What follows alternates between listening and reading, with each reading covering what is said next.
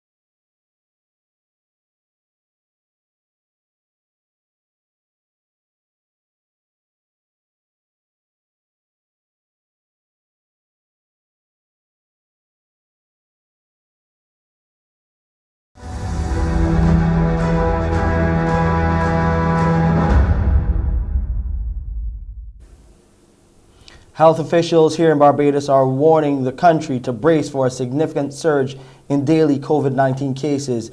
This comes as models project thousands of people contracting the viral illness in the coming weeks.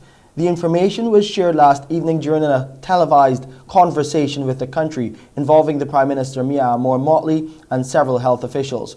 Presenting the actual numbers was the Deputy Chief Medical Officer, Dr. Anton Best, who said the models were conducted in conjunction with the University of the West Indies. When we looked at the worst case scenario, we looked at a wave lasting in the order of 6 to 7 weeks. We believe that at the peak, we're looking at 3,500 cases per day, and the total amount of cases that we expect over this 6 to 7 week period is just over 91,000 cases in Barbados. If you looked at a better case scenario where you have a shorter wavelength of just over 1 month, you're looking at a maximum of 1,200 cases per day at the peak, which would then result in a total caseload of 23,000 at the end of a 1 month wave. Dr. Best also shared the projections for hospitalizations. In the best case scenario, we're looking at 1.2% of persons infected with the Omicron variant being hospitalized. And in the worst case scenario, we're looking at 3% of persons being hospitalized. And when I talk about hospitalizations, I'm specifically referring to the severe subset, which in our case are the ones that we flag as red under our isolation program. And we also estimated that at a maximum, persons would be in hospital on average for 7 days. So if you're looking at the 3% scenario, which is the worst case scenario, the peak in hospital, at the peak, we will have just about 700 cases in hospital. Now, word of this projected surge comes as there are 479 new COVID-19 cases. That amounts to just over 1,000 over the last 48 hours. 191 males and 288 females were recorded on Tuesday out of the 2,111 tests done by the Best dos Santos Public Health Lab. The positive cases comprised 71 individuals under the age of 18. There were 164 people in isolation facilities, while 1,604 were in home isolation. Under the National Vaccination Program for COVID-19, the number of people with at least one dose is 156,049, while the number of people who are fully vaccinated amount to 143,812. The Prime Minister, Mia Moore-Motley, is encouraging Barbadians to get their booster shots against COVID-19 as soon as possible. She says this is one of the ways they can protect themselves and their families from the viral illness. If you have had your first 2 shots more than 6 months ago, and in particular for those of you who are older and vulnerable, we suggest that please go for your booster shots. For those of you who have not had any vaccinations, we are not, in this case, as we said before, we don't mandate, but we ask you to consider that the evidence and the science is clear, and that persons who are vaccinated stand a far better chance of survival against hospitalization, survival against, regrettably, loss of life. Some health officials internationally are suggesting the arrival of the Omicron variant could signal the beginning of the end of COVID. The belief is that once there is worldwide vaccination, the worst will be over. Over the next 3 months, the Omicron variant is expected to account for 3 billion infections worldwide. That's as many as during the entire pandemic so far. And yet, there is optimism that this may be the beginning of the end. I think the vaccines and drugs that are now available can reduce COVID burden by over 95%, so that it's no longer a top 10 health problem. I think it's going to be very difficult to actually get it under control in terms of controlling cases. So we're talking about controlling severe disease and reducing mortality massively. So whilst there still will be cases, unfortunately, they will be much less severe overall. South Africa, where Omicron was first detected, is now providing intriguing clues about what may happen next. Infection numbers there are dropping fast in a population that's achieved high levels of natural immunity, down more than 50% from their peak. Restrictions are being lifted, and a number of international studies support claims that Omicron is less dangerous, confining itself more to the nasal and upper respiratory passages than the lungs. The infection numbers are enormous, and yet undeniably the public health consequences are less severe. So have we genuinely reached a turning point? Well, plenty of scientists seem to think so, and even the World Health Organization says that 2022 could bring an end to the acute phase of the pandemic. But the World Health Organization cautions that's possible only if the vaccines and treatments available in the rich world are made equally available to all, a goal the world is some way from achieving. And even then, scientific views are divided. The Omicron variant actually shows us that this virus is very flexible. The Omicron variant is so different to the other variants that we've seen that it's actually able to enter in cells in completely different ways from the ways previous variants used to enter. And what we realize is that the space for adaptation of this virus is quite large. And as long as transmission is allowed to continue, the course of the pandemic is going to be very, very unpredictable. High transmission rates raise other concerns too. The debilitating effects of long COVID, the continued risk to the vulnerable and the unvaccinated. Increasingly, though, policy thinking seems to be shifting away from long-term control measures towards the view that the vast majority of us may be able to live alongside the virus, eventually posing as much risk to public health as the flu. COVID-19 infections are rising across Mexico as cases there pass the 4 million mark and the death toll nears 300,000.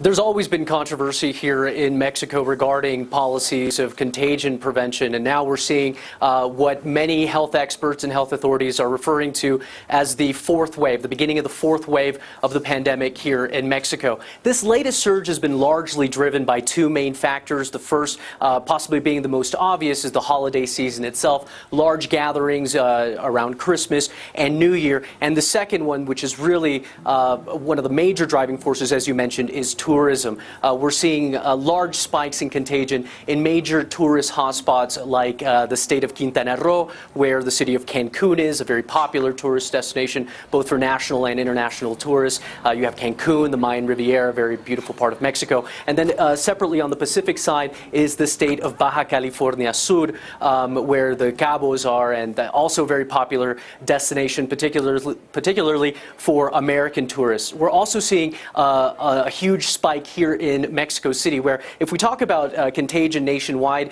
the dominant variant continues to be Delta, but there is a surge now of the new variant, the Omicron variant. There's been a lot of controversy, a lot of criticism of the Mexican government for having what many have characterized as being the most relaxed policies in Latin America when it comes to contagion prevention. We should note that Mexico, from the very beginning of this pandemic, over the course of the last 2 years, has not required that foreign travelers present a negative COVID test to enter the country. And this has made Mexico a very attractive place for foreign travelers, particularly for American tourists who see the proximity of places like Cancun and Cabo San Lucas as being very easy to get to, not requiring a negative COVID test. So you can imagine what sort of impact this has had. Now, Mexico's president did speak on Tuesday about the new surge, and he did say that while the new variant is a lot more transmissible and contagion is high, we have not seen a parallel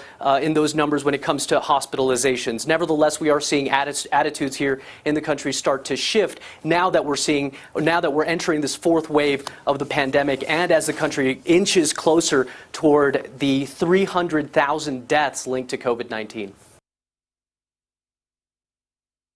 Time now for a preview of what's to come at 6:30 when you join Pearson for Morning Barbados. Pearson, what do you have for us today? Well, today's Thursday. You know what day it is. It is the day we share some exceptional young people. So a number of them will be women in technology. One of them comes with beauty and brains. She's from Dominica, but she is passionate about what she does. We'll talk to her a little bit about that.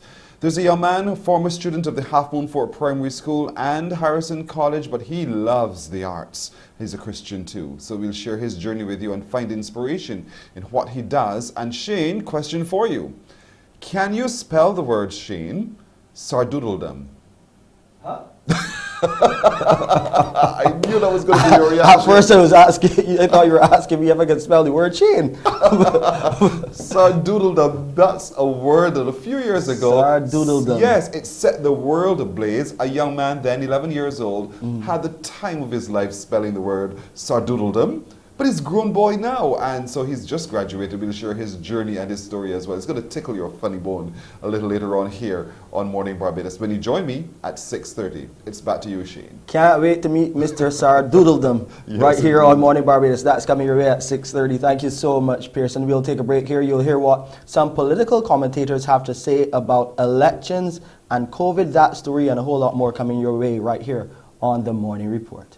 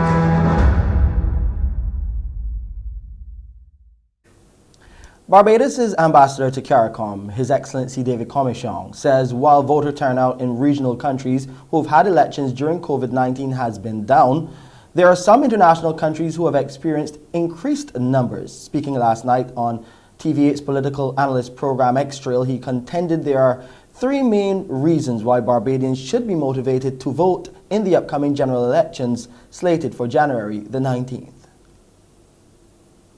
Chances are in Barbados, it is likely to be a lower than usual turnout because of COVID. But I would also say if the Barbadian people are thinking correctly, Barbados, there are three very fundamental issues that the country is facing. In a sense, three crises: the financial and economic crisis that is still there, COVID-19 crisis, and the climate crisis. So Barbadians do have a very compelling reason to take this election very seriously in terms of determining who is going to take Barbados forward to grapple with these three interlocking crises. And as far as voting safely in a COVID-19 environment is concerned, Ambassador Commichong is confident there is enough knowledge on how to achieve this. I was an election observer in the very first COVID-19 election that we had in CARICOM. That was the election in Suriname. And ever since then, we have been fine-tuning our techniques for how to hold elections safely in a COVID-19 environment. And if you look at what both the Electoral and Boundaries Commission has said and what the COVID-19 monitoring unit has said, they have said that they have received protocols from the World Health Organization, from the Commonwealth, no doubt from CARFA and the CARICOM Community Secretariat as well. And they have outlined a number of measures that will be implemented in order to make the election as safe as possible. Meanwhile, lecturer in political science Dr. Tennyson Joseph is expecting a low turnout in the January 19th general election. Dr. Joseph says there is a perception that the Barbados Labour Party will retain the government and that, along with other factors like COVID transmission, those may deter the voting public. The opposition appears not to be fully ready, and therefore the motivation to come out and defend the party is lower. So in a sense, there was nothing to come and fight hard to vote for, either in defense of something or against something. I think to a large extent, the DLP voters might perhaps have a little bit more motivation, in the sense that they've been given an opportunity to come out of a situation where they have no seats in the parliament. 3.5 years ago, they had absolutely no representation, and some of their seats, that are historically DLP seats, would feel that they've been given an early chance to come and put some semblance of normalcy in the Parliament of Barbados. But and plus the COVID factor. So you have the COVID factor as perhaps a third factor, which may suggest that that we may have some unusually low numbers this time. But although, as I'm proposing, these are not hard facts, but these are just broad theoretical assumptions as to why we may see a low poll. And I think in this context, the parties would have to work extra hard and do some novel things. Education officials in Jamaica are to implement plans to remedy learning loss as a result of virtual teaching and the environment surrounding that throughout the COVID-19 pandemic. Speaking during a media briefing on Wednesday, Education Minister Favour Williams said the plans to address learning loss will begin with the early childhood sector. This year, we will ensure that we do the age 4 assessment of our students in the early childhood sector to see where they are in terms of early literacy and early numeracy, and it's important that we do this assessment so we get a good grasp on the learning loss. A similar approach will be taken throughout primary schools to allow teachers to customize learning, but secondary schools will see students being placed in groups based on their PEP results from their primary schools. On the PEP results that the high school would have gotten about the primary school student, it would indicate if there's a need for intervention. So if there's no need for intervention because the child is operating at a high level, that is on their PEP result. If there's need for intervention, it's there, and for those students who need intense intervention, it is there as well. A national after-school and homework program will also be implemented. Over in France now, the President Emmanuel Macron is facing anger, backlash and chaos in Parliament from opponents after issuing a provocative warning to people in France not yet vaccinated against COVID-19 that he will pressure them as much as possible by limiting aspects and access to key aspects of life. Macron, who has not yet formally declared his candidacy for re-election in April, came under fire from challengers already in the race, accusing him of overstepping the line with his remarks.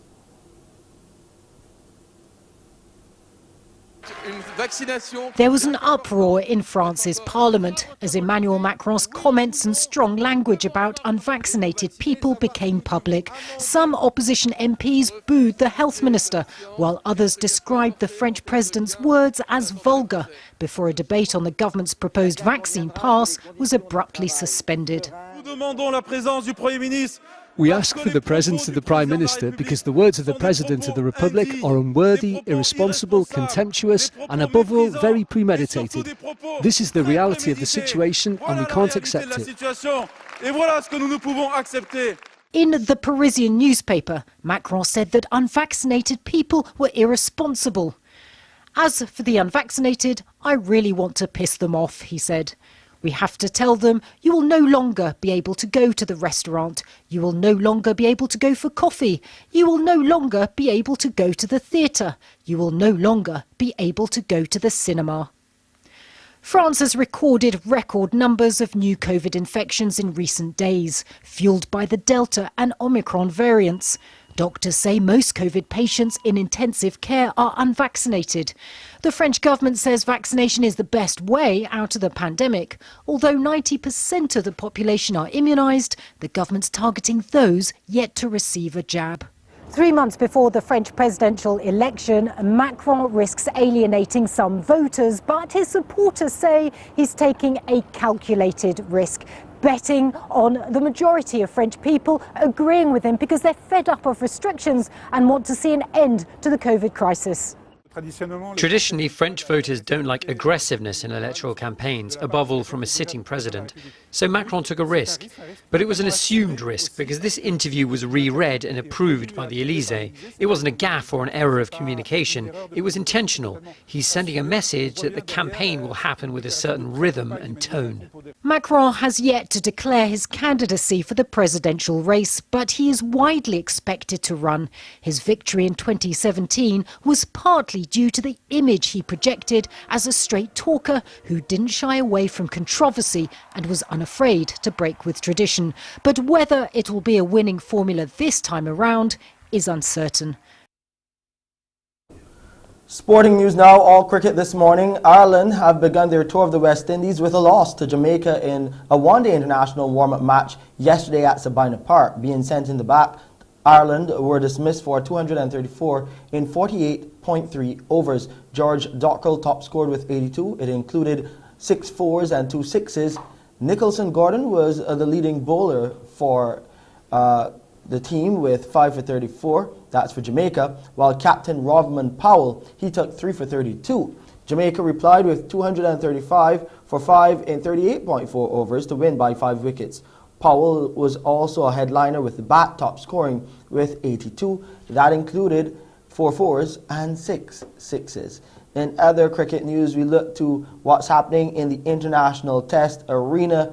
India and South Africa doing battle. South Africa, they need 122 runs for victory with 8 wickets in hand. At the crease is the captain, Dean Elgar. He's not out on 46 with Rassie van der Dusen. He's on 11. So 8 more wickets get India the series and the win in the second test. South Africa can save the series with 122 runs. So we're watching that very closely. That action is also, you can watch that live. Looking at Australia and England now, what's happening there in the Ashes. Australia, again, a mammoth first innings total. 416 for 8 declared. Usman Khawaja top scoring, the star with the bat in this 4th test, replacing one of their other top middle order batsmen. He scored 137, so a century for Usman Khawaja on return to test cricket. In response, England are 13 without loss. That's your sports this morning. Time now for a look at the weather. The temperature these mornings have been nice and cool. We're loving it. 25.8 degrees Celsius. It's feeling like that too. That 25 degrees Celsius mark. It's partly cloudy on the outside and the relative humidity is at 71% right now. The barometric pressure is 1012.4 millibars and those winds are coming out of the east at almost 20 kilometers per hour. We'll get a low tide around 12:27 in the afternoon. The high tide will come later in the evening at 23 minutes to 7. Those seas are smooth to moderate in open water. Swells are peaking at that 2-meter mark for now, but expect them to increase. Today in Barbados, it will be mostly sunny. And tonight, mostly clear and thankfully cool. And here's a quick look at the international weather forecast. And that's it for your Thursday edition of the CBC Morning Report. I'm Shane Seeley. Mornin Barbados with Pearson Bowen starts now. Wake up, wake up, wake up, wake up. Barbados, get up. Good morning. Good morning, Barbados. Good morning. Good morning to you. Good morning. Morning, morning, morning. Good morning to you. Good morning. Morning, Barbados. Good morning. Good morning to you. Good morning. Morning, Barbados. Good morning. Wake up, wake up, wake up. Morning to you. Indeed, good morning to you. Good morning, good morning, good morning. Welcome to today. Today is Thursday, January the 6th, 2022. I am Pearson Bowen, welcoming all of you to this terrific day, a day on which we can all be very thankful for all we've received thus far. And in saying so, a happy birthday today to my little sister, Tracy, who celebrates today. I know she's watching, so she's waiting. Good morning, Tracy. Happy birthday to you indeed. But it's also the day on which we celebrate the excellence of our young people. They are doing some wonderful things, not just here in Barbados, but across the world. And we meet some Caribbean young people this morning as well, from the Bahamas, Dominica, Barbados, who are exceeding our expectations and doing it very well and representing the region very well in the spheres of endeavors as well. One of them is a young man from the Bahamas who has a passion for TV productions. He'll join us to talk a little bit about his journey thus far, having had stints at ABC and some of those big international networks. We'll also meet a young lady who's pursuing science and technology in the Bahamas, but she also loves volleyball and football. And so we'll talk to her about that too.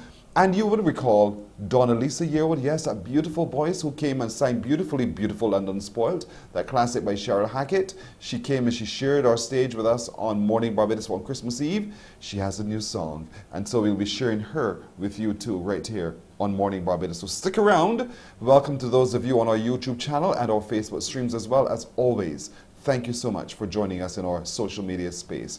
But let's get started by meeting some of these exceptional young people. One who you met a little earlier this week. She is a woman in technology in the Caribbean. Her name is Sumaya Totombeti. She's in the Bahamas. She's Bahamian for sure. Good morning to you, Sumaya. Good to see you again. Good morning. It's such a pleasure to be here again. Thank you so much for joining us. You are a software engineer with Nike in the European headquarters. Is that where you are? Currently, no. I'm back home in the Bahamas, escaping the winter. But generally speaking, yes, I do live in the Netherlands. That's where European headquarters is for Nike.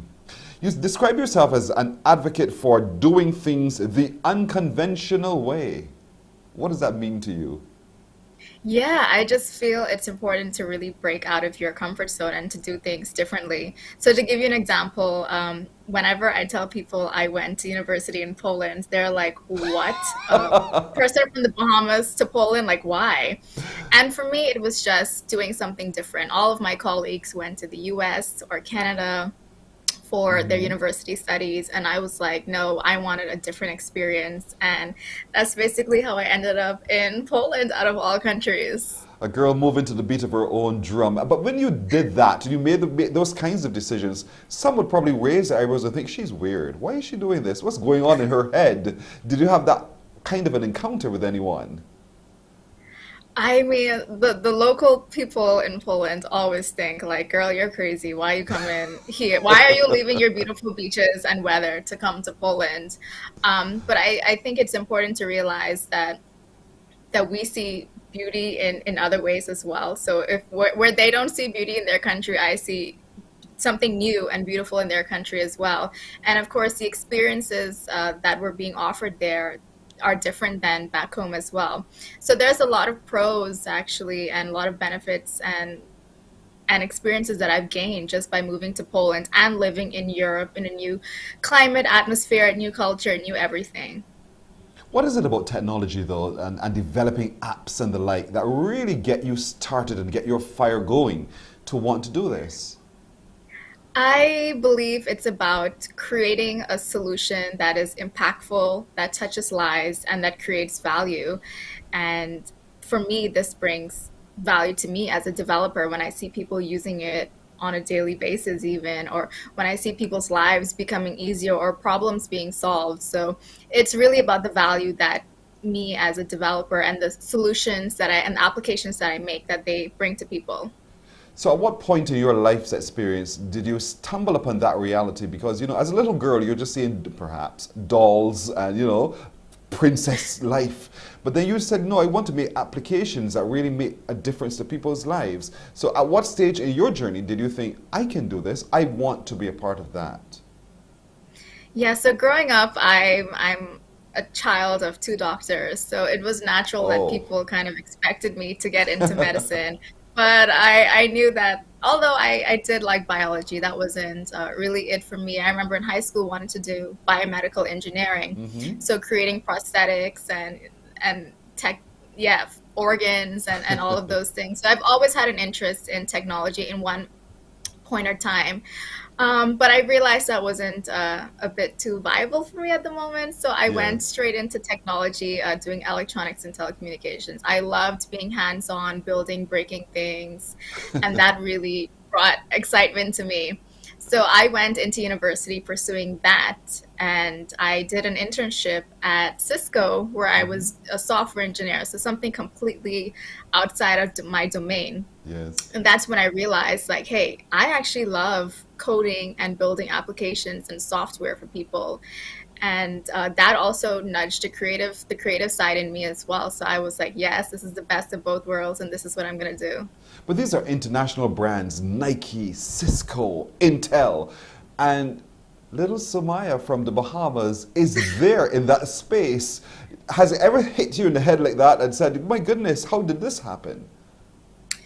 Listen, it is so crazy, and I can't believe it some days. And I really think it's important for me to mention it as well, because I want the young people in the Bahamas and even around the Caribbean especially to know that you can do it as well. Like, just because you're from a small island, you know, we have like 300,000 people, so it's very small compared to these big countries that we tend to move to. But there is no limitations to what you can do. Absolutely not. So what's a typical day in the office like for you? Oh man, I missed the office, first of all. It's been a minute. It's been a minute. But Nike is such a cool and casual company. I mean, the environment is fantastic. It's colorful, it's lively, perfect for, you know, a millennial like me who really craves that really youthful atmosphere. The gym is amazing. You know, Nike is big on health nutrition, so the lunches and the meals are fantastic. And I think just, you know, the coworkers, they really make up your day at the office. I have fantastic coworkers, and we get along, and we all work together towards the same goals. That's really important. So can you give us a sense, because, you know, everybody's watching and thinking about what is it that we use that you had a hand in, Sumaya? Can you tell us? Sorry, can you repeat the question? You know, we're all thinking, okay, you are a software engineer, you work with Nike, you work with Cisco, you worked building apps and so forth. What is it that we actually use here that we can say, oh, Sumaya did this? She had a hand in that? Can you give us some idea? Yeah, so for example, I did a rotation, and this is one of my favorite projects that I've worked on. I've done a rotation on in Nike where I worked on the content management tool for Nike.com on their consumer side. And this was so exciting because I was able to work on and see the behind the scenes processes of what millions of users see every day on their Nike.com website. So basically what you see on Nike.com is kind of something what I had a hand in. So that's very exciting to always show young people that, hey, you can do something of this caliber as well. When you take a view of the Caribbean and the Caribbean's lack of spaces and opportunities for people like yourself who have a passion for this kind of work, what does it make you think that you can do to change that picture? I always tell people, like, if there is an opportunity for me to come back to the Bahamas to work, I would definitely love to do it. I'll take it in a heartbeat. I just being home. But as you said, there isn't that much of a technical landscape, at least in the Bahamas, to really thrive in. But it's really important to have a community of developers that really share the same frustrations and desire as you as well, and really a visionary government and just youth of our nation that's really going to propel digital transformation in the country. So we're making small steps. You know, we're diving into our sand dollar, our digital currency, and many more things as well. So hopefully technology in the Bahamas is looking quite optimistic, but definitely a long way to go. But like I said, it's definitely a community effort of visionaries and big thinkers.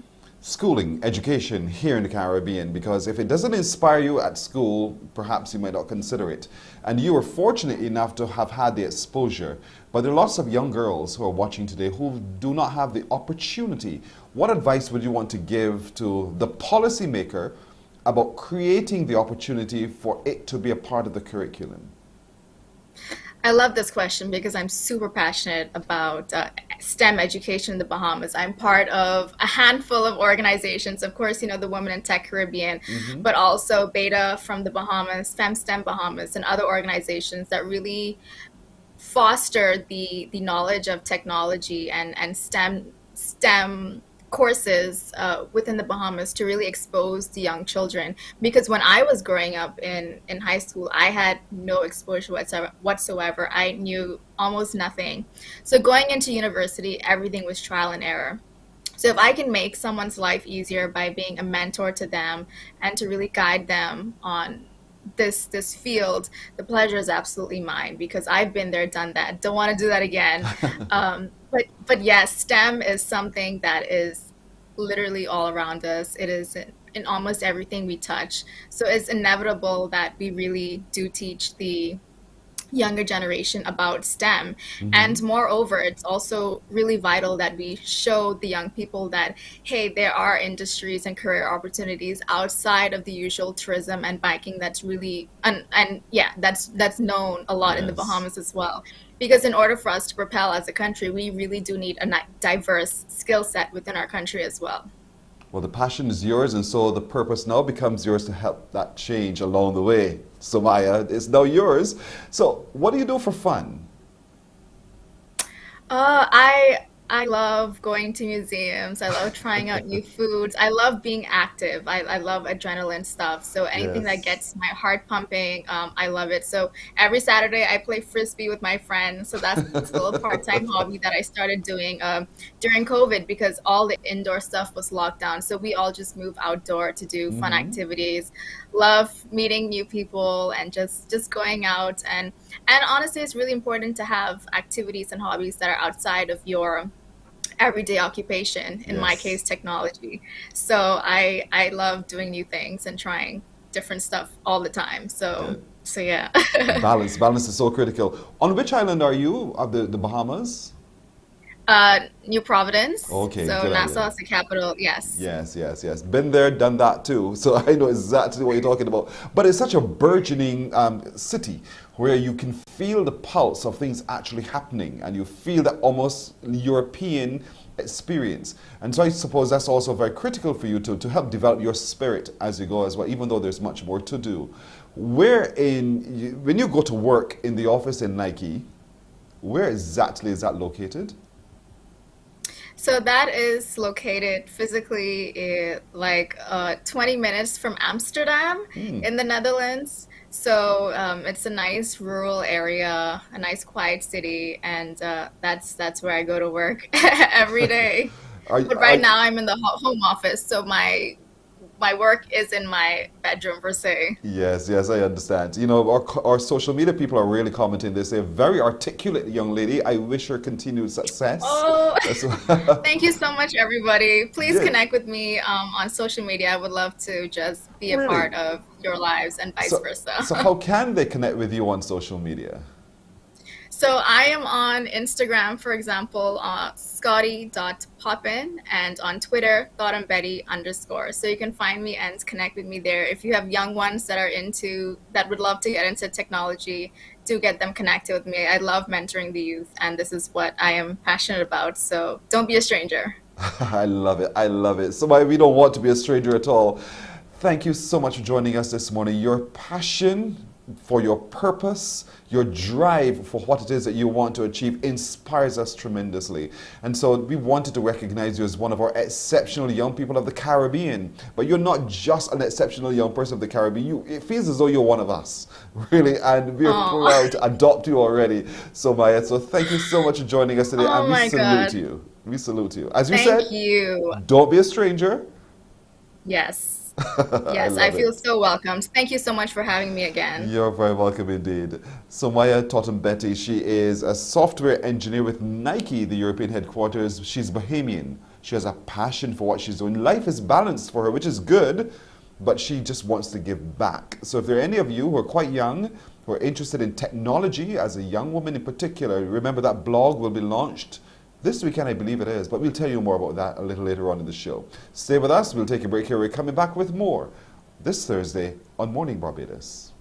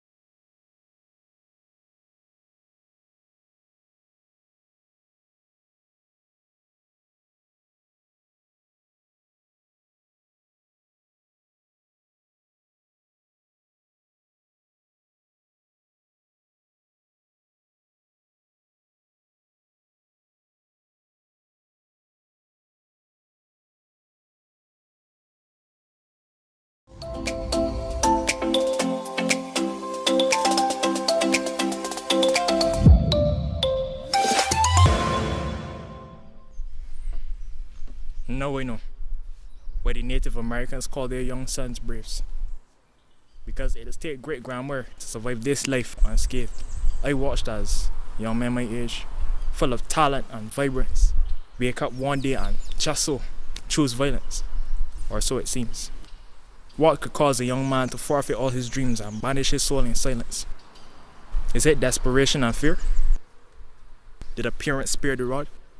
Is that why instead of at summer camp, sharp man bunking at Dodds, and instead of thriving offspring, parents raise Ichabods? Tell me, what is the cause? That over yonder I spy Deshaun, wandering like a vagabond, from dusk till dawn, spewing smut and all things vulgar. People complain about no crop over, but show comparatively less concern for what has crept into our culture. Meanwhile, ravenous gangsters sit perched, waiting to feast on wayward progeny, like vultures, lambs to the... That is Antonio Howell. That young man is from St. Lucie. That young man is our guest right now. Good morning to Antonio. Good morning. You asked some questions there. Did you find the answers? Not as yet, but hoping to soon find them. Very good. You describe yourself as a Christian creative. And I find it interesting that the word Christian was included in your description of yourself. Why do you think that's important to state?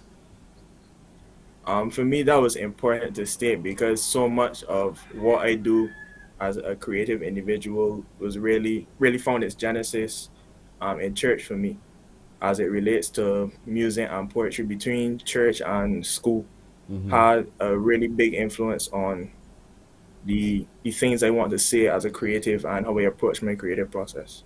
I'm so glad you've said that, because I want a lot of young men and a lot of young women as well to hear you say that. The importance of church in building out who they are. And so, welcome. Now, Half Moon Fort was your primary school. Half Moon Fort is, you know, I'm from St. Lucie too, so I'm going to celebrate the fact that here it is, two St. Lucie boys looking across the screens at each other. So talk to me a little bit about what it meant to have that primary education and how that primary education inspired you to engage yourself with the arts. That primary education was very instrumental for me because, as you would know, Half Moon Fort is not a very big school. It was an opportunity really to have a really close-knit connection, not only with my classmates, but teachers that some of whom would have helped to inspire me in some of the creative arenas that I would go on to pursue from there.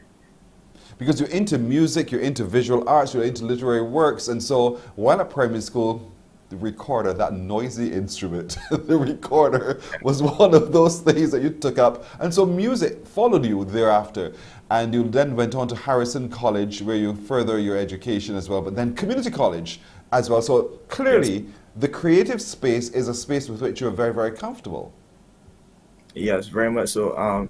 Not only through school, but I think it's partially through family as well, because the creative street seems to be very present in family, and seeing some of the visual work that my dad would have done in his formative years would have been one of the inspiring factors for me wanting to pursue things like the visual arts as well. But apart from that, having a genuine love for music and poetry just kind of caused me to gravitate to these things. What is it about music and poetry that beats in your heart so strong that you cannot ignore it? I could just put it down to compulsion, to be honest. There's something about, as it relates to poetry, hearing the way people can use words and weave them together in order to tell a story, to create imagery, and to bring over a point that just really resonates with me as it relates to music. Sometimes music doesn't even need the words in order to communicate, but it just really sits with you and resonates with you in your soul and your spirit. Those are some things about those two particular art forms that really caused me to gravitate to them a lot. You're quite right. You know, I mean, we all grew up on Kenny G. Well, you're too young. Kenny G, you know, and we know, really, like, you know Kenny G? Yeah, I know a bit about Kenny G. You're aging yourself, Antonio. That's all right. But, you know, you can hear a piece by Kenny G, no vocals, and you get it. Yeah. You can hear a piece by Arturo Tapin, and you get it. A piece by, you know, and I could go on, Andrew Woodvine, a number of people who are instrumentalists. Music can do that to you without a single word. But then there are words that also pierce your experience in the same way. Of all the disciplines that you have adopted, which one do you think is strongest for you? That is a very, very difficult question. I would say the poetry is the one that kind of just comes out the most effortlessly to my mind. Yes. But there's something about playing the instrument. I play the saxophone that really brings a lot of enjoyment for me. And then again, there's also the whole aspect of art and design that I love a lot as well, and being able to create something that serves a purpose and really connects with people. So it's really hard for me to pick one, but I would say the poetry is the one that really comes out the most effortlessly to my mind. I mean, the arts program there at the community college is also quite a very rich, you know, incubator really for a lot of our young entertainers as well. How was that for you at community college? Oh, that was exceptional. It was really great to be able to interact with some fellow students, some exceptional musicians that really inspired me to want to be better and continue to improve at my craft, but also to be able to interact with the teachers, people like Mr. Woodvine, who would have been my saxophone tutor, Mr. Gittins, these exceptional musicians in the landscape of Barbados that have been shaping musicians for a number of years, and to be able to interact with these people was truly a privilege and an honor. The arts require discipline. How has it changed your outlook on your level of discipline? It has caused me to realize that you can always do it more, because when you think that you have achieved something or done something of note, there's always somebody there that makes you check yourself again and like, I can improve in this way, or I could really go back and take a second look at this, or how can I do this better? How can I be more impactful in this way? So it shows you that there's always something more to be done. Mm-hmm. You know, dealing with your parents, especially when you go to school at Harrison College, and you say you want to take up the arts, is a little different. They expect certain things, outcomes for you. So how was it having the conversation with your parents that say, when you said to them, but I want to pursue arts in this kind of way? Were they supportive? What were some of the comments they made? I'm curious. I think I was particularly blessed in this way because, as I was saying before, some of my artistic proclivities are somewhat related to my family. Yes. And as you said before, my dad would have had some experience in painting, so me wanting to pursue the arts was not too foreign to anything in the family. Mm-hmm. Also, my mom would have spent some time playing her instrument, being violin and viola, so those things, I guess, kind of made it easy for them to support a child that would want to pursue the arts. Oh, good. So at least, you know, when you're making a noise in the house, it's understood that we're all just being creative. Yes, yeah. I can imagine it there. So where are some of the places you've performed? Where are some of the places you've taken your talent to perform? So for one, church would have been a main performing or ministering, as we would say in church, space for me. But I would also have the privilege just prior to COVID to perform with the ensemble at school at one of the gathering events in Spitestone. Right. Yes. Also would have performed prior to that with the Barbados Cadet Corps Band. And Nifka Berry would have won a silver award for the 2 renditions that we did. Congratulations. So, yes, thank you. So you are really, this is really your life's endeavor. Give some advice to some young people who are watching today who feel as passionate about the arts as you do, but who somehow don't seem to have the same level of support that you do. What would you say? I would say, if you feel it in your heart strongly enough, go for it. Along the way, you will find those people that will come alongside you and help to encourage you. And even when you feel that it's just your one by yourself and there's nobody there to go along with you, do it anyway. Because I find that when it comes to the arts, is like I said before, it can be like a compulsion. Like when you sit still for too long and you're not really creating and it's really in there with you, you can't feel comfortable. So I would just say go for it. And I guarantee you will find those people along the way that will help support you and encourage you in your endeavors. Is this what you do for a living, or are you otherwise engaged? So currently I am a student pursuing studies in the field of graphic design. So the goal is to do this for a living in the area of graphic design. But apart from that, the creative endeavors are more of, I guess you could say a hobby, but a real passion nonetheless. How do you see the future? What's your, paint for me your view of the future? So the future for me, as it relates to creating and the arts, I hope to, as it relates to poetry, to put out some sort of collection, whether it be in recording form or written form, and have that out there for people to enjoy and be built up from. To continue to improve is definitely a major part of the future that I hope to see myself being a part of, and to inspire other people younger than me coming up to take part in the arts as well.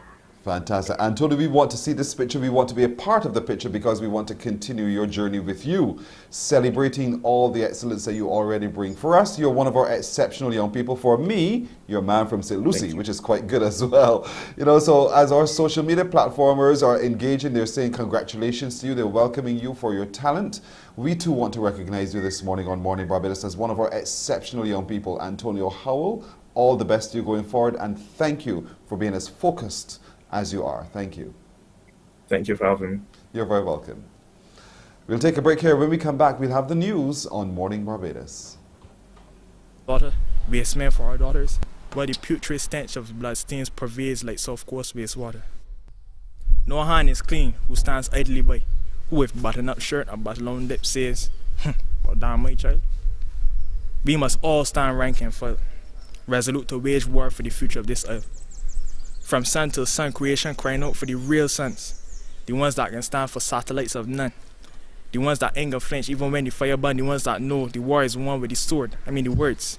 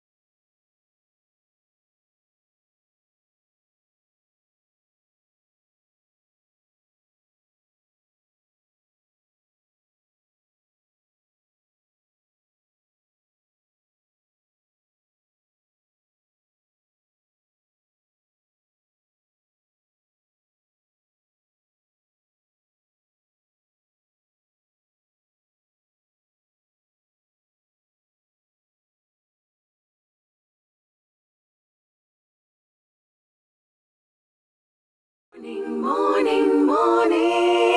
Good morning. Good morning to you.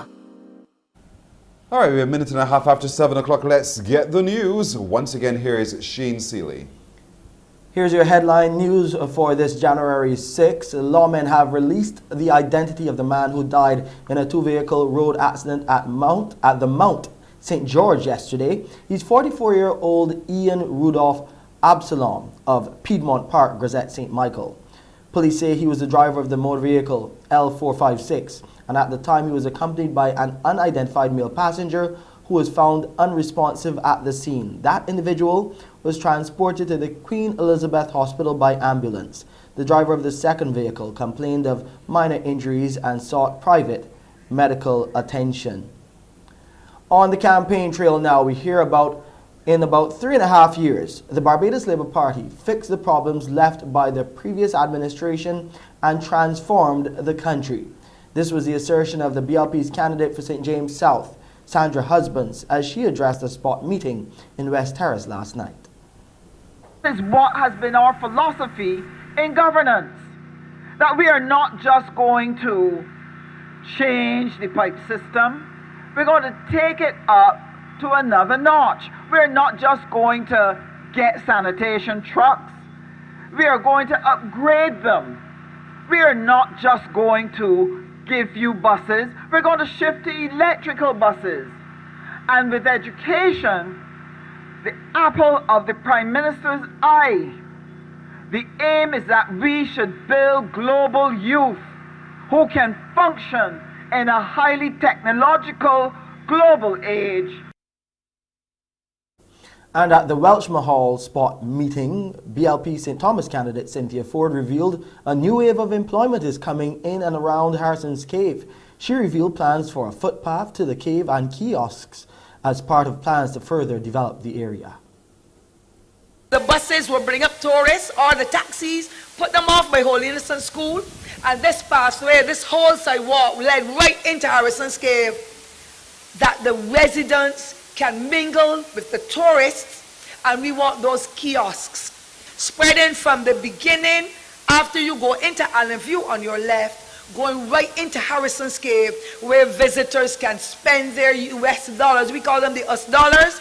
We need them to be injected into our society to be able to develop our people. Democratic Labour Party President and candidate for the constituency of St. Lucie Verla de Pisa is warning that the local healthcare system could collapse if projections in the recently released COVID-19 models materialize.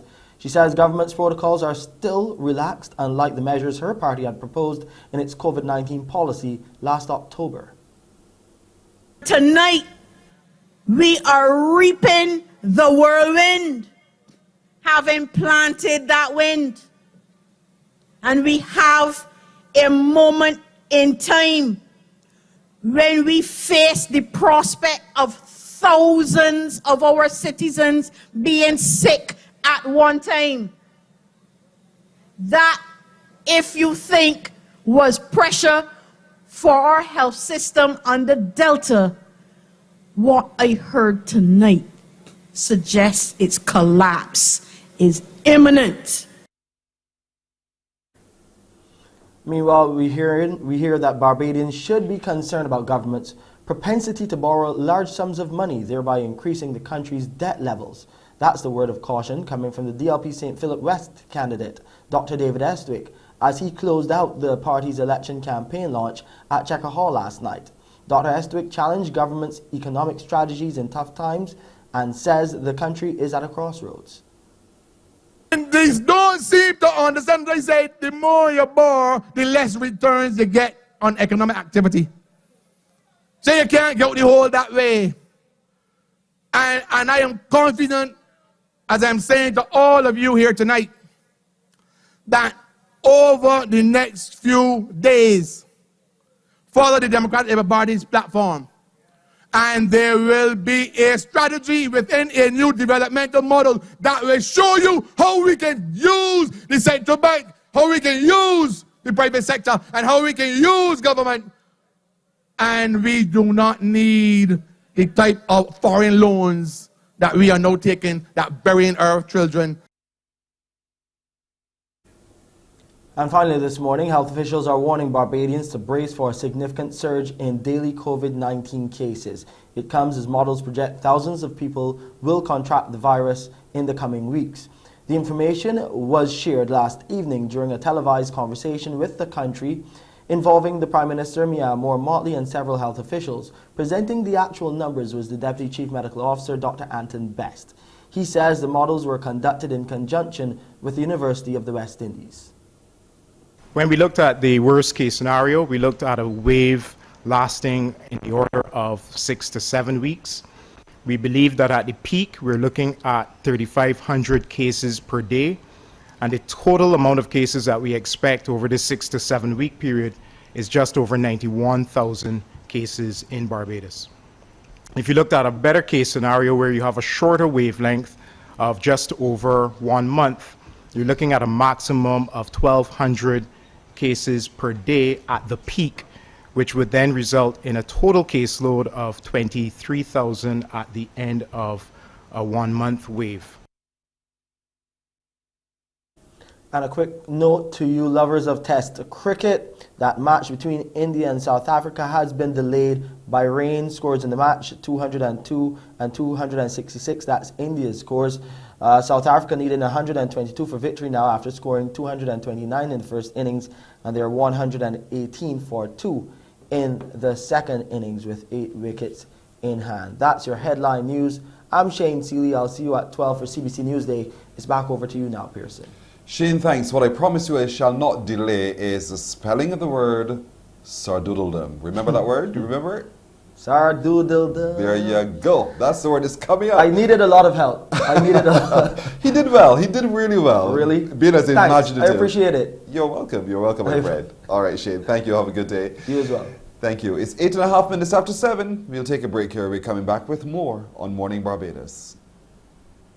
Morning, morning, morning. Good morning. Good morning to you.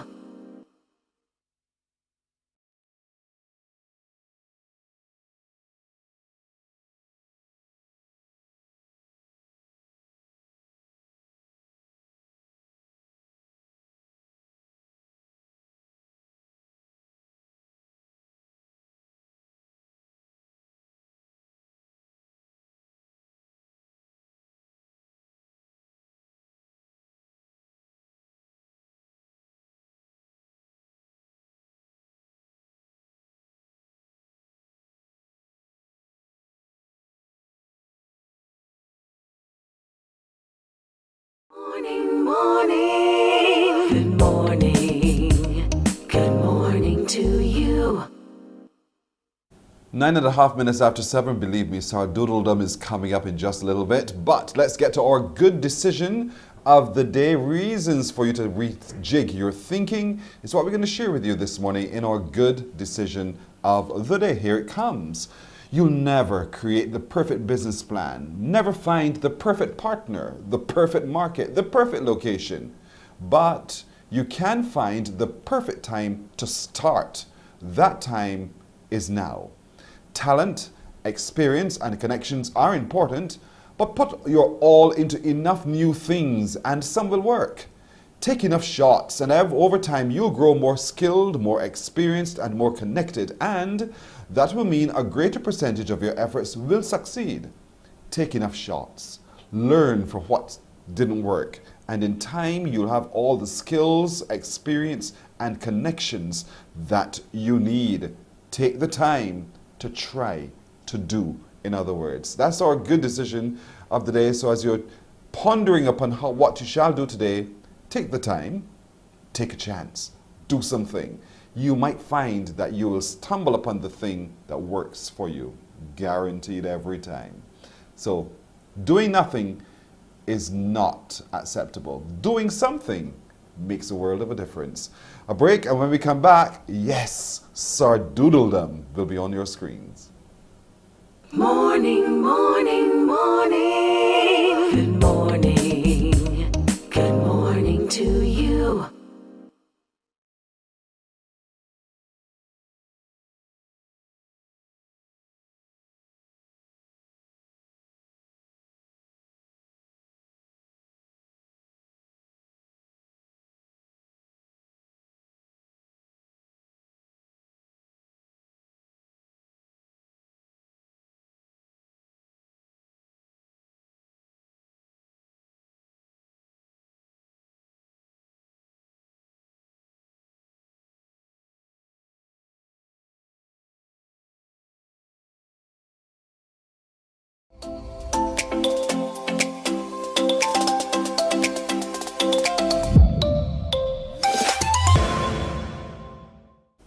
12 after the hour now. This boy too is also exceptional. You know, you find inspiration anywhere and at any time. It was actually in 2007 when this little boy at 11 years old was met with the word sardoodledom. It was a spelling bee in which he was engaged, and you should see his reaction. It is priceless. I hope you find it so to be. So what does he do when he hears your word is sardoodledom? Take a look.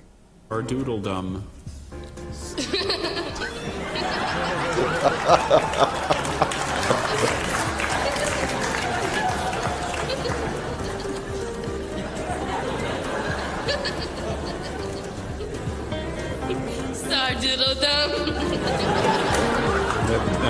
That sounds about right.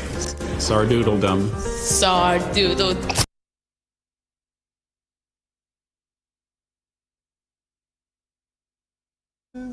I am telling you, that is priceless, isn't it? It is going to make you cry because his reaction is so honest. I love it. An 11-year-old boy, honest reaction. The word is weird. Doesn't it sound so to you? Sardoodledom. He bursts into giggles immediately, as I probably would. You know, you saw the other contestants just standing behind him, equally sharing in his mirth at the time. Sardoodledom. So what does it mean? You have any idea? Did any of you get a chance to either Google it or check your dictionary, which is a really good book to read? Well, sardoodledom, I'm told, means, from the Merriam-Webster dictionary, mechanically contrived plot structure and stereotyped or unrealistic characterization in drama.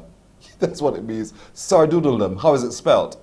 S-A-R-D-O-O-D-L-E-D-O-M. Sardoodledom. Just as it sounds. Sardoodledom. Sardoodledom. So there we go. Try it with your child today, and hopefully this child can get it right. Find new words to engage with your children. Your young people need to learn to read, need to learn how to spell, because it's so critical a part of our development going forward. So, where's this young man now? You wouldn't believe it. He's all grown up. Yes, he is. So let's see if we can show you and share with you what he's been up to and where he is now.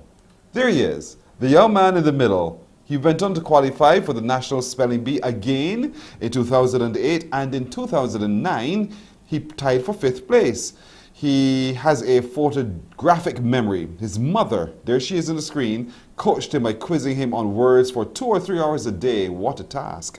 He graduated, as you can see there smiling, with a bachelor's degree in chemistry at Carleton College in Minnesota, and is currently a graduate student at Midwestern University in Illinois. His name is Kenny Ayud.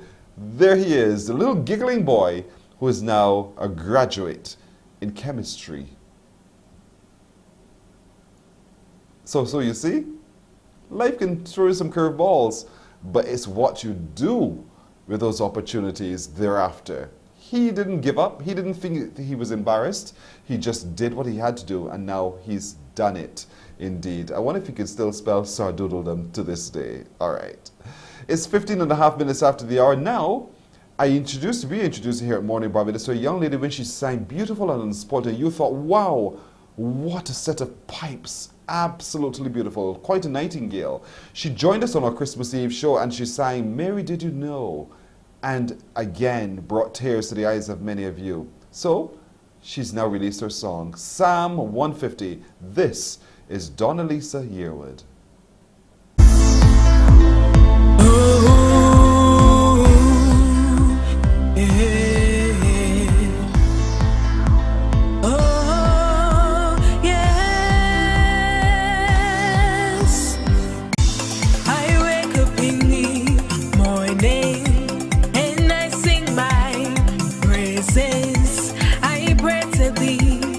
Father, and I say thank you for life.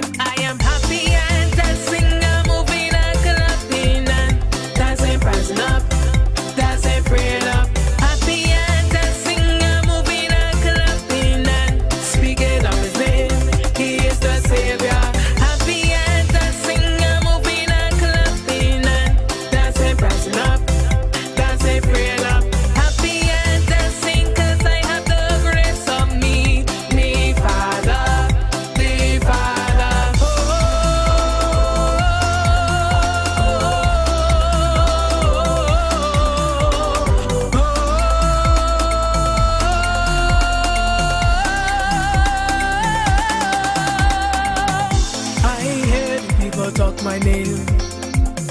But I don't fuss and fight, because my Jesus got me back.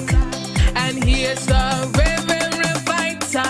Happy and dancing and moving and clapping and dancing, prancing up, dancing, freeing up. Happy and dancing and moving and clapping and speaking of his name. He is the Savior. Happy and dancing and moving and clapping and dancing, prancing up, dancing, freeing up.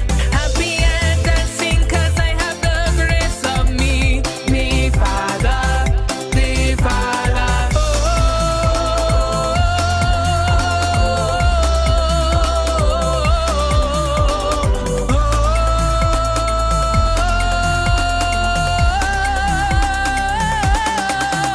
I am happy and dancing and moving and clapping and dancing, prancing up, dancing, freeing up.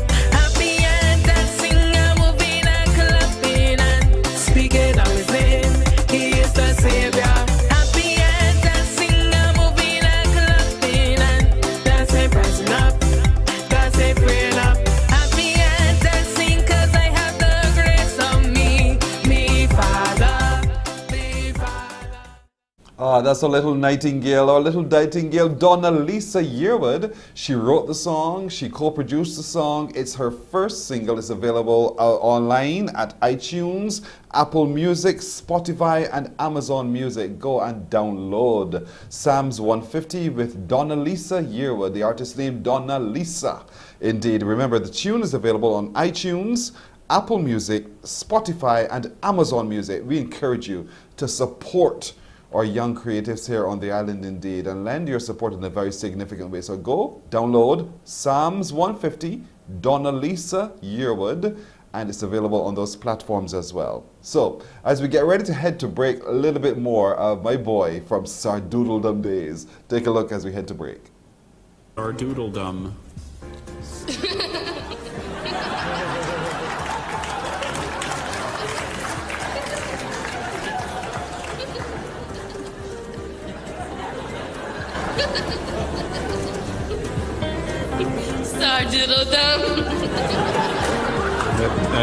That sounds about right.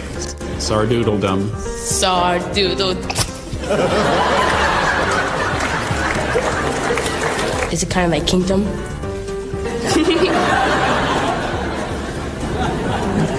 I can't quite answer that. Fine. Fine, I'll give it a shot. It's Sardoodledom.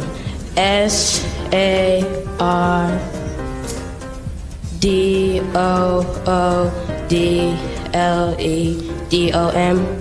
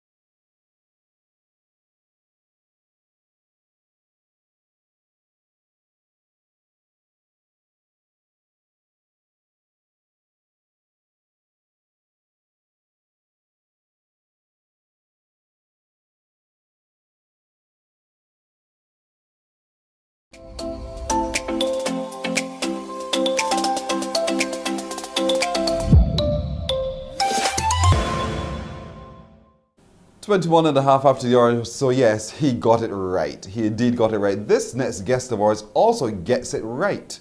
Her name is Odessa Eli, or is it Ellie, from Dominica. She's a data science consultant. Good morning to you, Odessa. Good morning. How are you? I'm well today. Thank you for asking. How are you? I'm doing well, thank you. So what's the pronunciation of your last name? You were right the first time. It is Eli. So Okay. thank you for pronouncing it right the first All time. right, fantastic. Now, I characterized you as beauty and brains simply because of what you can do and what you have done. Because in 2015, you were known as Miss Dominica. And so you represented your nature isle across the Caribbean, winning many titles. And there we are, celebrating with you as you sat rather regally as the crown on your head as Miss Dominica. But today, you are a data science consultant. Pageantry and science. Let's talk a little bit about that juxtaposition there for you. Yes, of course. But before I go ahead and talk about that, I just wanted to clarify that the person sitting in the chair in the picture you just showed was not me. I was the first runner-up at that pageant, but I was standing right there. So I just wanted to clarify. But yes, I did pageants for a little while, but then I also had interest in computer science, and that is what I pursued educationally. And I always had an interest for technology. It was always something that intrigued me. I liked video games when I was younger, so I think that probably drew my attention towards technology from a very early age. And so I never really put myself in a box and said that, you know, I have to be one thing or the other thing. I pursue all of my passions, and so that's why I pursued pageantry, I pursued computer science, and now I'm a data science consultant, which is a mixture of different fields, but you do get to use a lot of computer science in that field. So that's how I'm able to put the two together and just be myself.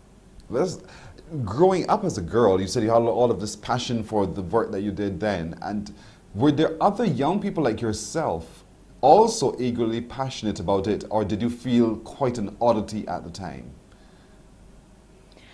To be honest, I didn't know any other girls who were really interested in the things I was interested in. I didn't have any other female friends who were playing video games with me. Even in high school, only my male friends would play video games with me. So that was kind of, I guess I kind of deviated from the norm at the time. So there were not many other influences in my life female influences in my life who were involved in technology. So I guess I kind of steered my own path and just went down the road of doing something that I liked.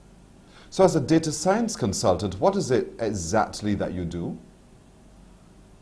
So as a data science consultant, my role is mainly a mixture of technical consulting and data engineering. And I'll explain what that is a little bit. So with the technical consulting piece, I get to talk to energy companies, which are my company's clients or my job's clients. And I get to talk to them and help them to figure out what's the best solution for the problem that they're having, what's the best technical solution, and then I go and implement that solution for them. And so the data engineering portion of it is essentially extracting data from software systems and then doing some cleanup, doing some manipulations, basically getting it ready for them to use it for analysis in their business. So that's essentially what my role entails. Is it a reclusive kind of a job, you know, where you just sit there all on your own, you know, and just mine information? I wouldn't say that, you know, I'm really all on my own. And although I'm fairly new in my career, I just started last year, I would say that it has been a very supportive environment where I don't just do everything on my own. You know, I do consult with my team and we work together and solving problems and that just really makes it interesting. We get feedback, constant feedback from the clients as well. And so that also makes it more engaging. So it's not just me in front of a computer all day, you know, just looking at the screen. So that's always interesting. The education line that you would have traveled, though, to get to what you are today, were the opportunities available in Dominica, or did you have to leave Dominica in order to achieve what you've achieved? I did have to leave Dominica in order to achieve that. Currently, Dominica does not have a physical university on site on the island, where I could have pursued a computer science degree with a very hands-on approach that I really needed. I really wanted to be a full-time student and just give my all to my academics. And I also had the opportunity to pursue data science courses and data science programs in the US, which is why I decided to take the path of going to the US to pursue my education. And how was that for you in terms of the experience of a little girl from this Caribbean island into the vast United States? How did that change your outlook on things, and how did that propel you to do what you're doing today? I would describe myself as a very determined person. Being from Dominica and moving to the US to pursue my education and so on, I feel like it was a big shift, especially being an only child. I actually grew up very sheltered. And so being out there on my own was a really good opportunity for me to steer my own path and for me to do what I came to do, and that was to be focused and to advance my career and to be able to just dive into the things that I really cared about. And so I really saw it more as an opportunity for me to broaden my horizons, expand my knowledge, and do as much as I could while I'm still young. Yes. So that's how I viewed it. I didn't really see it as, big ocean, small fish. I saw it more as an opportunity to broaden my horizons.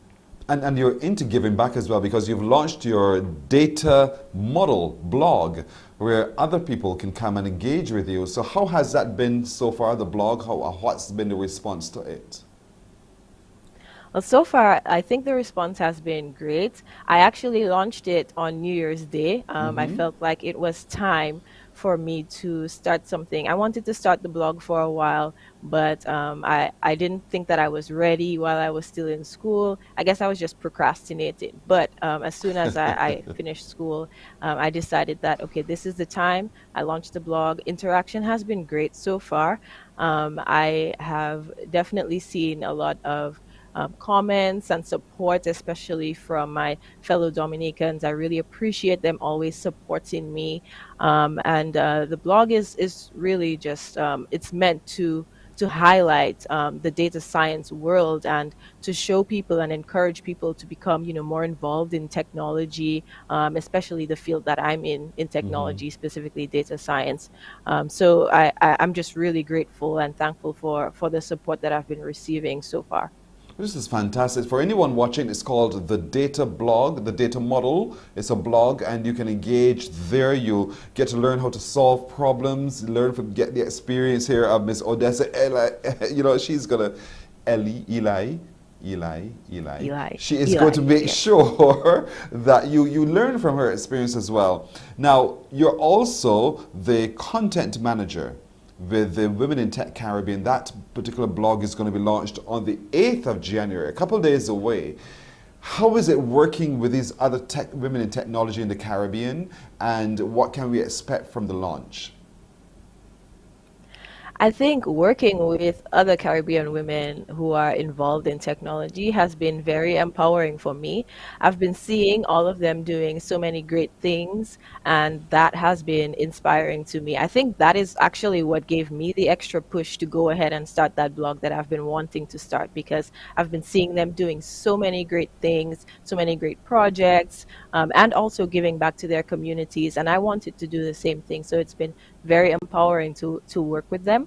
And yes, I am going to be launching a blog for Women in Tech Caribbean this Saturday, the 8th of January. And this blog is going to be really focused on highlighting other women in technology in the Caribbean, because I didn't really see a lot of women in technology in the Caribbean when I was growing up. And so I really want to shed light on people who are women who are actually doing their best and really succeeding in the field of technology. I want to highlight their experiences, their projects, their passions, and let people get to know them a little bit, So that's really the goal of this blog. It's something that I really wanted to do, so I could highlight the accomplishments of our Caribbean women in tech. The launch is on Saturday, January the 8th. You kept using the word highlight. We use it here too. We wanted to highlight you, Odessa, as one of our exceptional young women of the Caribbean, a woman in technology. You're doing really well from the tiny island of Dominica. We're very, very proud of you indeed. So Odessa, Eli, thank you so much for joining us here on Morning Barbados as one of our exceptional young people. I hope that everybody can find their way to your data model blog and also look out for the launch of Women in Tech Caribbean blog on Saturday and engage more. And in doing so, be inspired more to get involved in technology as well and the development and solving problems, because that's what we need here in the Caribbean, more problem solvers as we go. Thank you so much for joining us. Have a great day. Thank you for having me. You're welcome. You're welcome indeed. Odessa Eli from Dominica. We're going to take a break here. We're coming back with more on Morning Barbados.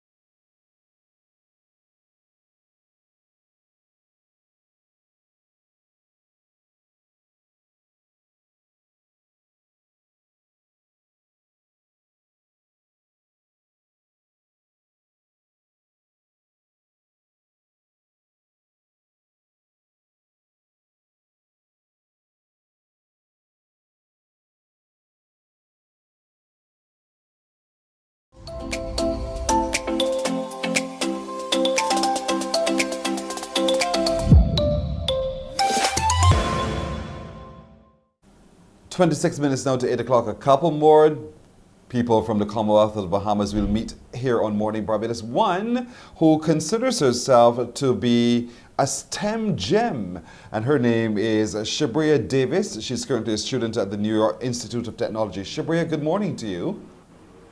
Good morning. Good morning indeed. First of all, happy belated birthday to you. You are a Capricorn just like me, sister. Sorry, say that again?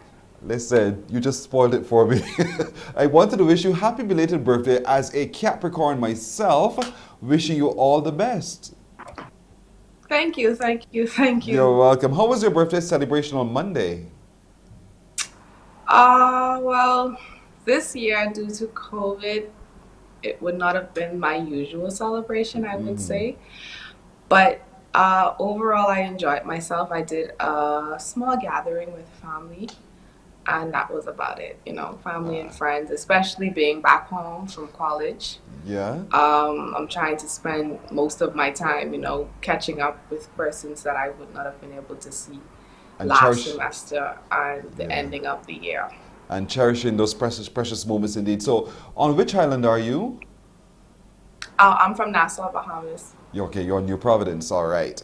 So there you are. You study with New York Institute of Technology. What is it that you're studying there? Well, currently I'm studying a Bachelor of Science in Architectural Technology with a concentration in construction management. What does all of that mean at the end of it all?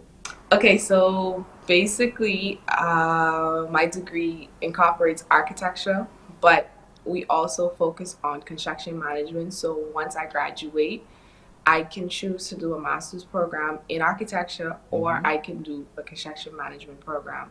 But in terms of work, I can do basically everything. I would say in the architecture field, from project management to land surveying, construction management. I can work as a junior architect. I can do all of it versus just doing a Bachelor of Architecture. It would just enable me to be an architect or a junior architect. Who or what inspired you to pursue this course of study? Okay, so I would say all of my life I've been involved in everything male dominant in terms of my choice of everything. Like growing up, I would play around with bikes and like break the chain, reconnect. That was me. And then in junior high school, I was exposed to Bahamas Engineering and Technology Advancement, where I'm currently a volunteer. But at the time, I would have been a camper. And that camp was basically about introducing children from ages, I think, 11 to 13, anyway, grade 7 through 9, to science, to STEM, engineering, basically allowing you to understand that there's more than just being a doctor, a lawyer, teacher, nurse, things that you would hear on a normal basis, you know.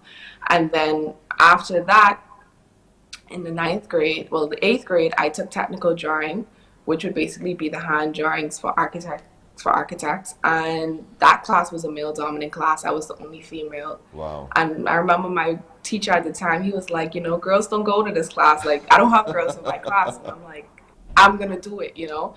And so I did it, sat the national exam in the Bahamas for it, and I ended up with the top grade in the country. Wow, congratulations. For that national exam. And so at that point, I was like, you know, I'm passionate about it. And I remember having to do coursework, and I would be up like 3, 4 in the morning just drawing, and I'm not tired when in reality, you know, it's time for bed, but I'm just passionate and I'm just going. Yes. And then after a while, it's so crazy because after a while in senior high, I switched to petroleum engineering, mainly because I was a bit discouraged from architecture just because it's a male-dominant field. I'm female. I am also black. And so everyone's like, you know, you have a lot of negatives, you know, a lot of things going against you. But in the 12th grade, I just gave up. I'm like, you know, I'm passing chemistry, I'm passing physics, but this is not where I want to be. And so I went back to it in the 12th grade, and then, you know, from there, that was it. I ended up applying to universities for engineering and architecture, and luckily, I wouldn't even say luckily, but you know, it just happened that NYIT was where I ended up going, and this is what I'm passionate about. I don't sleep now in university, but I don't complain because it's what I'm passionate about. I can be up 4 o'clock in the morning on Rhino just designing, and I don't have any issues with it. So it's like, that's how I ended up knowing this is where I belong. This is great. You're living your best dream right now. I mean, and somewhere along the way in 2019, you were considered to be the STEM gem. What a title. What does that mean to be the STEM gem? Okay, so STEM gem. There is a nonprofit organization in the Bahamas, actually a recently founded nonprofit organization. Its name is FemSTEM Bahamas. It is founded by my mentor, Ms. Tyrone Clinton. And so at the time, I did not know Tyrone, you know, I just was nominated for the award. It was something new. I had no clue what it was about. I just know they were honoring students that were excelling in STEM. And so I would have received the award. I think it may have been about, I'm not sure, maybe 30, a little over 30 probably nominees. And I would have been the top because every year they recognize 8 students, and I would have made the top 8.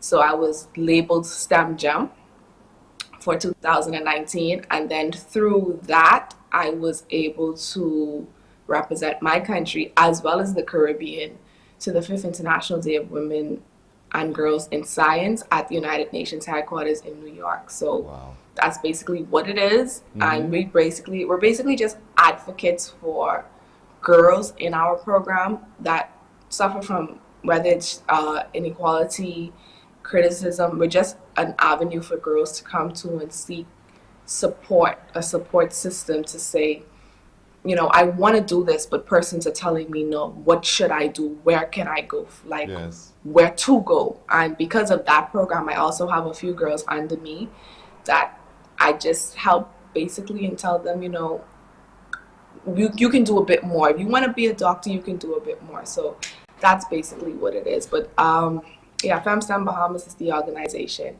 And look at me.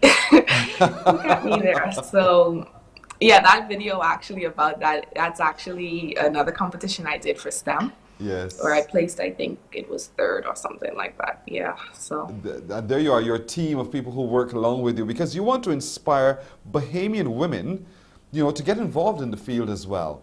Now, you did mention, I know that church is also a critical part of what you do. You worship with the Salem Union Baptist Church. You see, we know a lot about you. And, you know, you're part of also a soccer team. You talked about biking before. You play volleyball. You play soccer. You do all of those male-dominated sports. And there you are, a girly girl. You look like a girly girl, but yet still you do all of these kinds of things. Yes, definitely. You know, I would say, as one of my mentees say, she's the jack of all trades. You know, I am currently, in the photos you would see, I am a referee. Yes. I'm currently training to join the FIFA team. Hopefully in 2023 I can get on the list. But I'm a junior referee in my country. I'm trying to get on the FIFA list. I also used to play. I no longer play now. Now that I'm in college, I stopped. But played soccer, played volleyball, played softball, did pageantry, debate, math competitions, like literally. And then I also have 2 businesses. I do hair and nails. So really jack of all trades. Wow, you know, thanks to God for blessing me with the talent. Indeed. You're to be able busy. to do so much. You're a busy young woman, and it is so great that you're able to do all of these, do them all well. And you know, our social media people are saying this generation is exceptionally bright. I'm so proud of all of our young people talking about you. That's what they're talking about indeed today, Shabria. And so your name is going to be etched in our memory forever as one of our exceptional young people of the Caribbean, and in particular from Bahamas. I want to wish you well. I hope you graduate with a degree very soon and you're able to continue to come back to the Bahamas and give back in the way that you're desiring to do. Keep the balance. I love the fact you have all of these things juggling, but you do them all well because you're not one-tracked. And that's so critical to your one's development as well. So Shabria Davis, thank you for joining us, and thank you. We want to recognize you today as one of our exceptional young people of the Caribbean. Thank you for inspiring us here in Barbados. Thank you so much. You're very welcome indeed. You're welcome. Shabria Davis, she's now a student at the New York Institute of Technology. She is studying architecture technology with a concentration in construction management. And so you can follow her path if you choose to do so and see how you too can reap the kinds of benefits that she's reaping already. 16 to the hour. We're going to take a break here and we meet another inspiring young person after.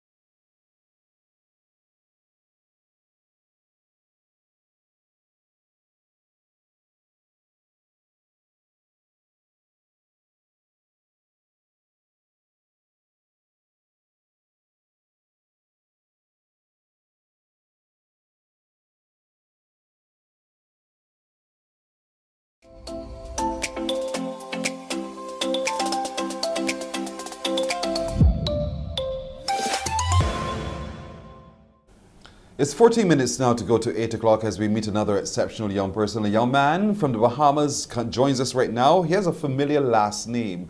His name is Donovan Lynch. Good morning to you, Donovan. Good morning. Say that again. Good morning, Donovan. Sorry. Good morning. Can you hear me? Yeah, I can hear you. You just, for a moment, you sounded Barbadian, so that's what had me for a moment. Oh, Took me by surprise. Because the name Lynch is one of those popular names here on the island of Barbados, you know, Lynch. So when we heard you, I thought, wait, is he Barbadian after all? Is there anybody along your line who is Barbadian? No, but my grandfather's actually from Trinidad. So that's probably where that came from as well. Oh, that's perhaps what it is, yes. Can you spell the word sardoodledom? I could try, but I mean, I'm not too sure. That's all right. That's all right. That's been for us the word today. There was a young man who back then, 11 years old, a little boy, when he was given the word at a spelling bee, all he did was burst into laughter because he thought it was so funny. The word sardoodledom. Where did that word come from? But nevertheless, now you are the Senior Executive Domestic Communications Department, the Bahamas Ministry of Tourism, Investment and Aviation. A lot of title, but what does it mean to you, your job? So basically for my job, I deal a lot with, well, tourism. So in domestic communications, we definitely deal with editing videos, shooting content, social media content, just to get persons to come to the Bahamas and just show them what all is happening in our country. With this job, I'm basically in charge of editing shooting and then editing our weekly television program called Tourism Today, where we basically highlight different tourism events that are happening throughout the country. So I recently started working there in July of last year, and I've definitely been enjoying the job so far. You know, some would say, "Oh, that's a cool job. You're just going out there filming stuff and editing. Hello, you know, what's so hard about that? And you're being paid for it. That must be great." But there's a lot more than just simply shooting and editing, isn't it? Definitely, definitely. So talk to us about what it involves. So basically, it's more so. Besides the shooting and editing, it's also being like you could say, a brand ambassador for your country. So for example, if I'm downtown and I happen to run into some tourists, they may ask me where is the best place to go for food or the best place to go shopping. As a member of the Ministry of Tourism, it's my, I could say, duty to be able to say, oh yeah, you could go to so and so, or oh, I know a great place down the street, let me direct you there. Because I think it's all about being, like I said, the face for your country. Because a lot of persons, when they come to the Bahamas, they may not know where to go or who to visit or what to do. But I feel like with my job, besides, of course, like I say, filming and editing, it's also great to have that knowledge about what to do in the Bahamas and just being, like I said, the face for your country. Right. So I feel as though that's definitely a nice way to put it. While it's part of your passion, you sought to educate yourself in all the dynamics about what you do. And so you headed off to the Savannah College of Arts in Georgia. And how was that? What was that experience like? And how has that helped you to be who you are today? Okay, so when I graduated high school in 2014, I wasn't sure what I wanted to do. I was definitely in that point with a lot of recent high school graduates where you're so confused, not knowing what to do. So I went to our local community college here, College of the Bahamas, where I did media journalism for 2 years. I knew I was always interested in media and television, but I never knew what I wanted to do exactly. So I found about SCAD in Atlanta, and I decided to study television producing. And it's funny because Georgia is known for its television and producing. So it was a whole new field for me. But I feel as though when I transferred there, I could say at least having my background in the Bahamas, doing video and film, going over there definitely was a much easier experience for me. But it is a whole different ball game because like media and TV is so huge in the United States. So being there in Atlanta, I was definitely exposed, met a lot of friends, and just a lot of networking that got me to where I am today. So I'm definitely glad for that opportunity because I feel as though it's always great to, of course, you can always be like at home and see what your country is like, but once you get that opportunity to go off to school and actually experience like the real world, I feel as though it's like a great opportunity for me. Yeah, you know, TV production is much more than what we see here. You know, there's so many elements and facets to television production. Which area of television production fascinates you most? So the area that fascinates me the most is the production side of it. So like producing, being in charge of a set, organizing everything. So when I got the email for tell me to be here for a certain time, I was like, oh wow, this is so funny because I'm so used to having a call time and basically having a production assistant send out emails and organizing everything. So it was definitely great to see that on a Caribbean level because I feel as though it's very inspiring just to see that stuff that I've seen in the US is actually happening here in the Caribbean, and that's what I really love to see. But yeah, with the producing side is also just being planning and organizing. I'm really into being an organized person. So Yes. having that aspect of a production definitely interests me. So yeah.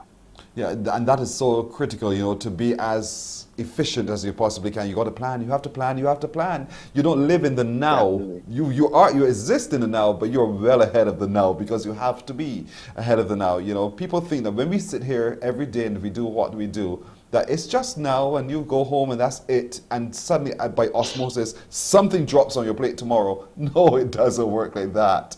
You've really got to think it through And the and be next ahead. thing, yeah, and the next thing is what I've learned is with every production, of course you may plan for something to happen a certain way, but anything can happen. So it's definitely your best to just be on top, be on your That's on your right. P's and Q's, and just be ready for everything and That's anything. right. Now, you've had some exposure at ABC News, at BET, Georgia Public Broadcasting. You've been places, my friend. So talk to me a little bit about those experiences. Sure. So in 2020, I got the opportunity to have an internship at ABC News. I worked at Lincoln Square Productions. So I actually got to move to New York City and actually experience New York. It's one of my favorite places of all time. So while I was there, well, for that short time, because maybe I started in January, and by March, that was when the pandemic had started. But previous to that, those 3 months that I was there, I definitely enjoyed the city life.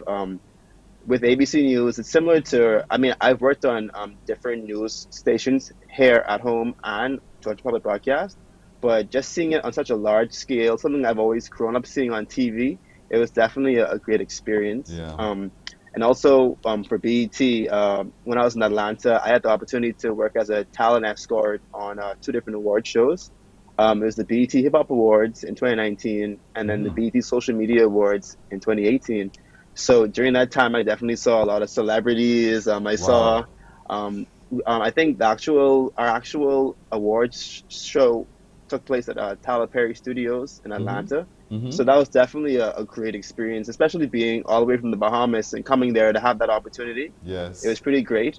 And whenever I told persons where I was from, they're like, "Oh, why from the Bahamas?" And I was like, "Yep, from the 242, So it was a great experience just to, of course, sharing my culture with other persons, but also getting that experience to see like what it's like with TV in the U.S.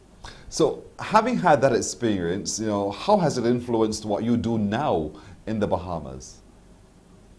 So, when I was in SCAD and also working in the US, the one thing that I was told constantly is to network, network, network. You can't be afraid to get out of your shell and just go talk to somebody and just introduce yourself and just say who you are. So I remember when I came back to the Bahamas in July of 2020, I was basically starting afresh. It was still in the middle, like the pandemic was just starting. Yes. And I didn't really know anybody in the Bahamas on the media side. So I definitely, I took my skills and it's to the point where I just found a person who was like a videographer, and I would just walk up to them and be like, "Hey, do you mind if I shout at you one day, or do you mind if I just see what you're doing, because I have no idea what it's like in the Bahamas." And from there, I definitely met multiple persons, and I learned that, like I said, you can't be afraid to step out of your comfort zone, talk to somebody, because you never know, you may be missing an opportunity if you don't say anything or if you don't speak up. So at least through those experiences, it definitely gave me the position when I came back to the Bahamas to at least be known to a lot of persons. It's even to the point now where a lot of persons, if I'm going on a shoot or a set, I may know almost everybody who's on that set just from the networking and just meeting people. So that definitely has helped me in the Bahamas. When you're in TV productions, as we are, you have dreams. You want to work on this kind of project. You wish we could do that. Do you have that kind of energy as well? And if so, can you give me some idea as to the types of shows that you love to be able to produce? Sure. One type of show that I definitely love are comedies, sitcoms. So I've definitely been interested in making a few of those myself. It's a lot of times where I realize that as Caribbean persons, we have a lot of funny things that happen to us that people may not know what they mean to anyone else. So I feel as though that I would love to one day just be able to sit down and document all those processes and at least take it to a global scale to let person know what's going on.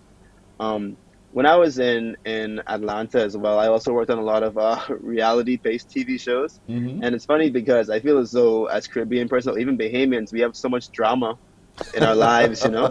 But I feel as though, it's always good drama though. Definitely, and there's always a story that can be told, and a Yes. positive way to spin things.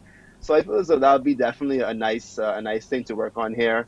And I know, like I say, Caribbean people, we love drama. So I feel as though it'll definitely be a good fit. I think so too. What's your view of Caribbean media overall? Can you give me some idea? How would you assess it? So, I mean, I feel as though, okay, well, the one thing I've noticed, at least in the Bahamas, is that, well, when I was younger growing up, I always felt as though our media really wasn't on that American level. But I feel as though as time has gone by, a lot of Bahamians are definitely, a lot of Caribbean persons are reaching out, branching out, and getting the experience and getting that worldly view and bringing it back to the Caribbean or to our countries. Mhm. So, for example, when I came back to the Bahamas, I was shocked that we had actual sets and productions going on, because I was like, wow, I didn't know this is actually a thing. Yes. But I've actually worked with a lot of like-minded individuals who have a passion for just making the best content as possible. And that's definitely given me I would say, the courage and the confidence to do the same when I came back home. So I just want to say, just give a big shout out to all the Bahamian creatives that are out there, because they're definitely changing the game in the Bahamas and in the Caribbean as a whole. So I feel as though I feel as though media nowadays are definitely upgrading, and persons are definitely doing their best and at least giving the best product that can be done to put the Caribbean on the map. You're quite right. And they're using all of the technology, they're using all of the spaces to show their talent and their content as well, which is quite good. So it's very fertile at the moment, and all it requires is people like yourself to continue creating content that puts us out there as creators of content, and that we ought to be respected as such. Donovan Lynch, we called you today because we wanted to recognize you as one of our exceptional young people of the Caribbean, and we have learned so much from you this morning, and we are all inspired by all that you've been able to achieve. So thank you for joining us, thank you for continuing to inspire, and thank you for continuing to document the story of the Bahamas. Indeed, it's a beautiful space in the world, and thank you for joining in. Thank you so much. You're welcome. You're welcome. Another one of our exceptional young people coming from the Bahamas. His name is Donovan Lynch. That's it for today. I hope you feel as inspired as we hope you do. And I want to thank to my producer, Nadia Foster, technical engineer, technical director is Roel Ford, sound engineer is Michael Sobers, at Master Control, Tamisha Green. I'm Pearson Bowen, hoping we'll see you again tomorrow. Take care. Bye-bye. Wake up, wake up, wake up, wake up. Barbados, get up. Good morning, Barbados, good morning. Good morning to you. Good morning, morning, morning, morning. Good morning to you. Good morning, morning, Barbados, good morning.